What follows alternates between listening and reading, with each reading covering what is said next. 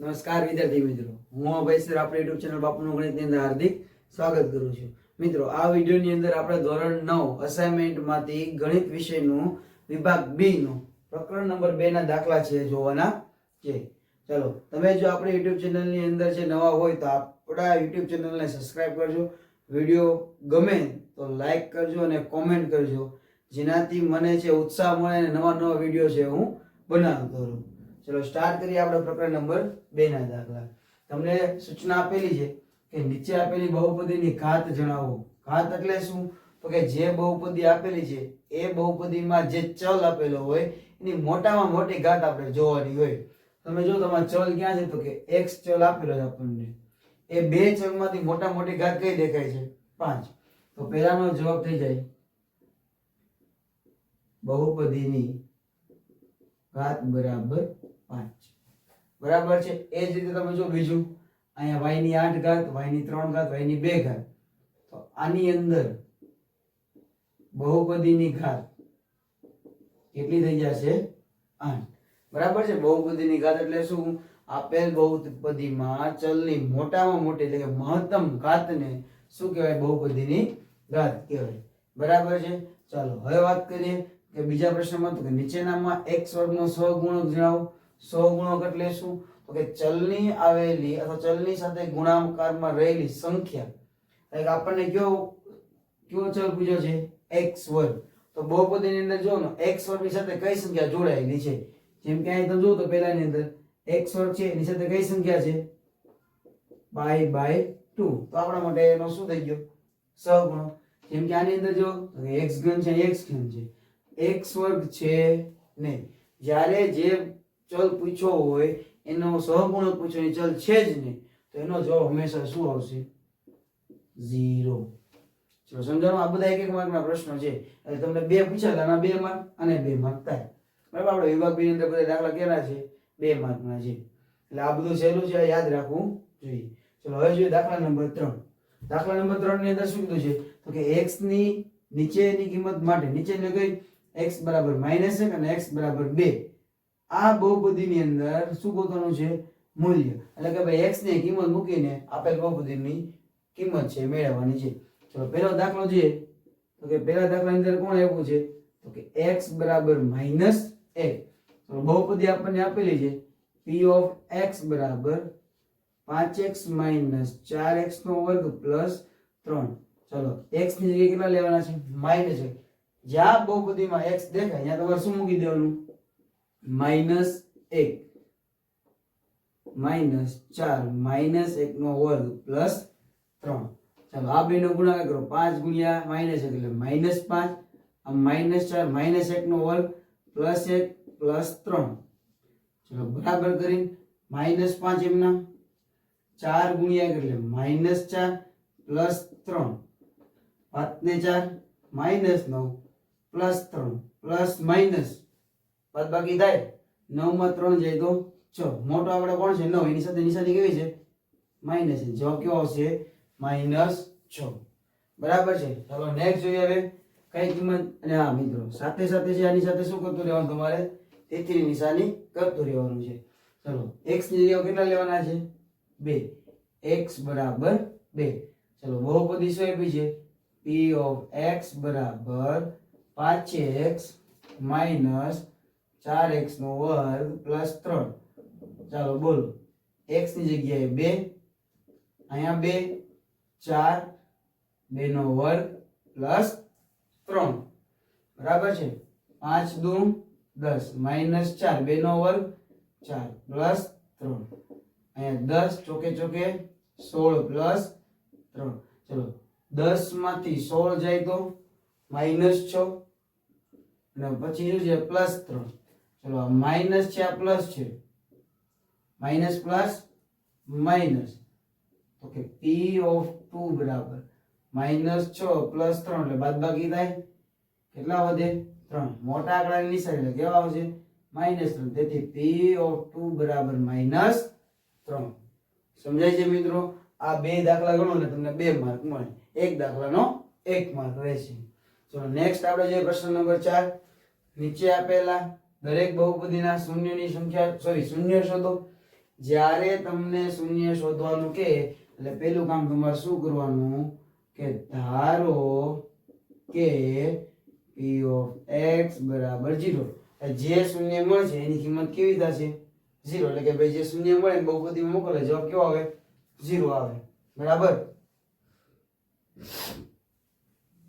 હવે જો p of x કેટલા છે 3x - 2 બરાબર 0. ચલો 3x આ માઈનસ છે આ બાજુ કેવા થઈ જાય પ્લસ થાય એટલે 0 + 2 એટલે કેટલા થાય 2. ચાલો બીજું આ x બરાબર આ 2 વચ્ચે સંબંધ કેવો હોય ગુણાકારનો તો બરાબર ને આ બાજુ ક્યાં આવી જાય છેદમાં. તેથી x ની કિંમત એટલે આપેલ બહુપદીનું શૂન્ય કેટલું થશે 2/3. બરાબર છે. ચલો નેક્સ્ટ આપણે બીજો દાખલો જોઈએ આની અંદર ધારો કે p of x બરાબર શું થશે 0 થશે. ચાલો બહુપદી શું આપી છે ax બરાબર 0. x જોઈ છે 0 ના છેદમાં a ક્યારે 0 હશે નહીં. બરાબર છે. x બરાબર 0 તો આપેલ બહુપદીનું શૂન્ય શું થશે 0. બરાબર છે. સમજાય છે. વિડિયોને પોઝ કરીને છે તમે આ દાખલા લખી નાખો. હવે જોઈએ દાખલા નંબર 5. દાખલા નંબર 5 ની અંદર આપણને શું આપેલું છે જોવો તો કે નીચે આપેલી બહુપદીની સામે દર્શાવેલ x ની કિંમત એ આપેલ બહુપદીના શૂન્ય છે કે નહીં. મિત્રો જ્યારે આપણે શૂન્ય છે કે નહીં ચકાસવાનું કે ત્યારે શું કરવાનું કે x ની જે કિંમત તમને આપેલી હોય એ બહુપદીની અંદર મૂકવાની અને જો જવાબ 0 આવે તો બહુપદીનું શૂન્ય છે. જો જવાબ ન આવે એટલે કે 0 જવાબ ન આવતો હોય તો બહુપદીનું શૂન્ય નથી. ચલો આ બહુપદીને આપણે x બરાબર કેટલા લેવા કીધા છે 4. તો લઈએ કે x બરાબર 4. ચલો x દેખાય કેટલા લેવાના થશે 4. x એટલે 4 નો વર્ગ -5. x એટલે 4 + 4. ચલો 4 નો વર્ગ કેટલો થાય છે 16. 5 ચોક 20 + 4. બરાબર છે. ચલો આ 16 પ્લસ આ +4 કેટલા થાય 20 અને આ -20 તો એમનો 20 માંથી 20 જાય તો 0. તો p of 4 કેટલા થઈ જાય 0. તો x બરાબર 4 એ બહુપદીનું શૂન્ય છે કે નહીં છે ને. ઓકે તો લખી નાખીએ x બરાબર 4 એ બહુપદીનું શૂન્ય છે. બરાબર છે. સમજાય છે. ઓકે હવે જો તો તમને કયો પ્રશ્ન પૂછ્યો છે કે x ની જે કેટલા લેવાના છે આમાં 4 લેવાના છે. ઓકે લખી નાખીએ. ચાલો x બરાબર 4 p of 4 બરાબર આ 4 x ની જગ્યાએ 4 - 1 ચોકે ચોકે 16 - 1 બરાબર કેટલા આવશે 15. તો p of 4 કેટલા મળી ગયા 15. બહુપદીનું શૂન્ય કહેવાય ન કહેવાય ને. સરસ. જવાબ કેટલો હોવો જોઈએ 0 નથી મળતો એ લખવાનું કે x બરાબર 4 એ બહુપદીનું શૂન્ય નથી. બરાબર. હવે જોઈએ આપણે દાખલા નંબર 6. મિત્રો જ્યારે દાખલા નંબર 6 જેવો પ્રશ્ન આપે એટલે તમને કીધું જો x - 1 એ આપેલ બહુપદી નો એક અવયવ હોય. જો અવયવ હોય તો આપણે જવાબ કેટલો મળે 0. એટલે આપણને રકમમાં કીધું છે કે અવયવ છે જો હોય તો k ની કિંમત મેળવવાની છે. એનો મતલબ આપણે ધારી લઈએ કે જો કે x - 1 બરાબર શું થશે 0. અવયવ છે એટલે જવાબ 0 આવવો જોઈએ. સરસ. ચલો x બરાબર માઈનસ છે આ બાજુ કેવા થઈ જાય +1 એટલે x ની વેલ્યુ કેવી થઈ ગઈ +1. એને કેવા મૂકવાનું બહુપદી કઈ છે ધારો કે p of x બરાબર 0. ચલો બહુપદી કઈ છે તો કે 4x નો ઘન + 3x નો વર્ગ -4x + k બરાબર 0. x ની કિંમત કેટલી લેવાની છે 1. તો x બરાબર 1.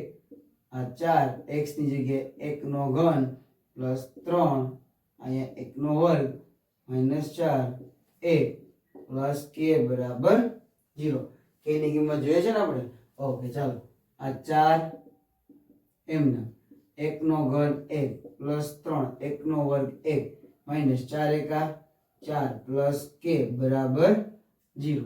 ચાલો 4 એકા 4 પ્લસ 3 એકા 3 માઇનસ 4 પ્લસ કે બરાબર 0. આ પ્લસ 4 માઇનસ 4 શું થાય? Cancel out. વધે શું આ બાજુ? ડાબી બાજુ 3 પ્લસ કે બરાબર 0. કે બરાબર આ પ્લસ છે, આ બાજુ આવે તો માઇનસ. તો કે ની કિંમત કેટલી મળે છે? -3. સમજાણું? ઓકે ચલો હવે જોઈએ દાખલા નંબર 7. દાખલા નંબર 7 ની અંદર જેવો છઠ્ઠો દાખલો ગણ્યો હતો સેમ એવો દાખલો નંબર 7 છે. ઓલામાં કે ની કિંમત હતી, આમાં કોની કિંમત ગોતવાનું કીધું છે આપણને? p ની કિંમત મેળવો. બરાબર છે. જ્યારે કોઈ એક અવયવ છે આપણને આપેલો કે આ બહુપદીનો અવયવ છે x - 4 હોય, p ની કિંમત મેળવો, તો પહેલું કામ શું કરવાનું આપણે? x - 4 બરાબર 0. x બરાબર -4 બજાવે તો +4. x ની કિંમત કેવી મળી ગઈ? 4. p ની કિંમત ગોતવી હોય આપણે લખીએ છીએ. ધારો કે p ઓફ x બરાબર 0 થાય. ચલો બહુપદી શું આપી છે? x નો ઘન માઈનસ 5x નો વર્ગ માઈનસ 3x પ્લસ 2 બરાબર 0. ચલો x ની જગ્યાએ કેટલા લેવાના છે? 4. હાલો 4 નો ઘન માઈનસ 5 4 નો વર્ગ માઈનસ p અહીંયા x પ્લસ 2 બરાબર 0. ચલો 4 નો ઘન કેટલો થાય? 64. ચલો અહીંયા 5 4 નો વર્ગ 16 માઈનસ સોરી અહીં x ની જગ્યાએ આપણે કેટલા લખવાના છે? 4. અહીંયા આવશે 4p પ્લસ 2 બરાબર 0. ચલો અહીંયા 64 એમના 16 × 80 માઈનસ 4p પ્લસ 2 બરાબર 0. તો આ બેની શું થશે? બાદબાકી થાય. 64 ની અંદર 6 નાખો એટલે 70, 70 માં 10 નાખો એટલે 80. કેટલા આવે અહીંયા? 16. કેવા આવશે? તો કે -16 આવશે. -4p પ્લસ 2 બરાબર 0. ચલો આમ માઇનસ છે, આ બાજુ કેવા થઈ જાય? 4p પ્લસ થઈ જાય છે. -16 પ્લસ 2 એટલે કેટલા આવશે? -14. ચલો p બરાબર -14 ના છેદમાં 4. તો p બરાબર છેદું દે 7 દુ 14 2 દુ 4 તો -2 ના છેદમાં સોરી 7 ના છેદમાં 2. બરાબર છે? સમજાય છે? ઓકે ચલો એના પછી હવે આપણે દાખલો જોઈએ. દાખલા નંબર 8. દાખલા નંબર 8 ની અંદર કીધું છે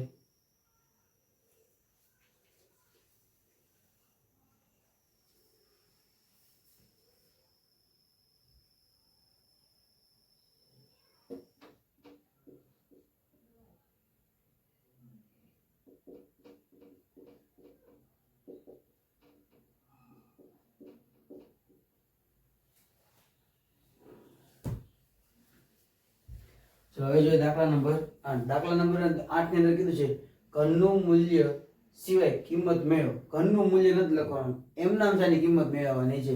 તો આપણી પાસે નિત્યસમ છે, યાદ કરો કે જો x નો ઘન પ્લસ y નો ઘન પ્લસ z નો ઘન માઈનસ 3xyz બરાબર x plus y plus z કૌંસમાં x નો વર્ગ પ્લસ y નો વર્ગ પ્લસ z નો વર્ગ minus ab minus bc minus ca. આવું આપણું નિત્યસમ છે ને? આવું નિત્યસમ. ચલો તો આ નિત્યસમ છે એની અંદર આપણે જોવો તો આ પદ તમે જો x plus y plus z એટલે આપણો x થઈ ગયો, y થઈ ગયો, z થઈ ગયો કે નહીં? એ ત્રણેય સરવાળો કરો. x plus y plus z x એટલે 28 પ્લસ y એટલે -15 પ્લસ z એટલે -13. આ 28 પ્લસ -15 પ્લસ -13 જવાબ આવશે 28 - 28 બરાબર 0.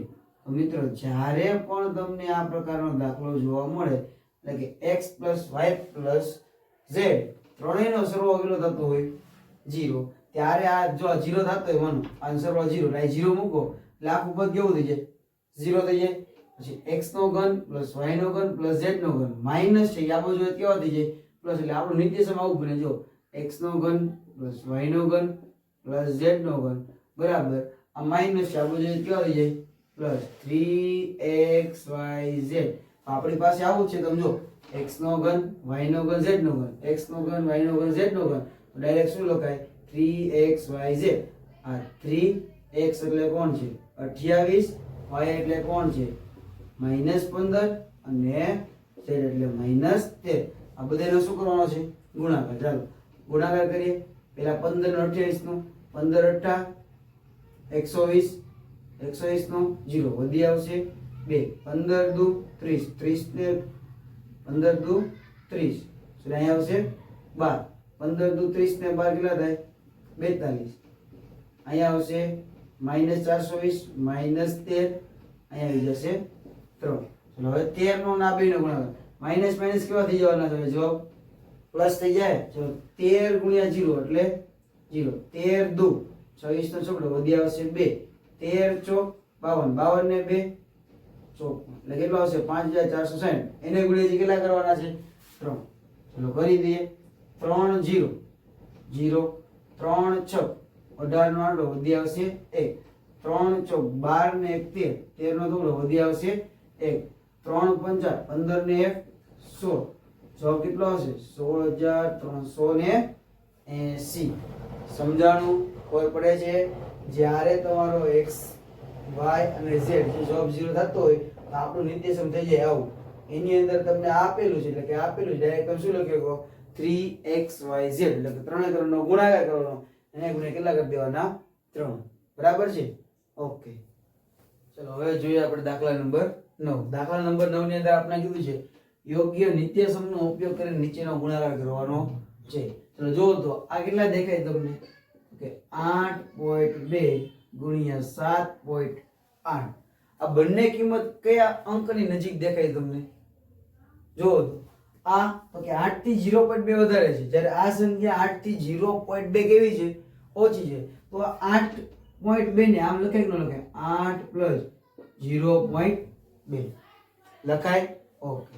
ચલો એવી જ રીતે તમે જો તો આને આમ લખાય 8 માઈનસ 0.2 આ બે સરવાળો કરશો એટલે આ મળશે આ બે બાદબાકી કેટલી મળશે 7.8.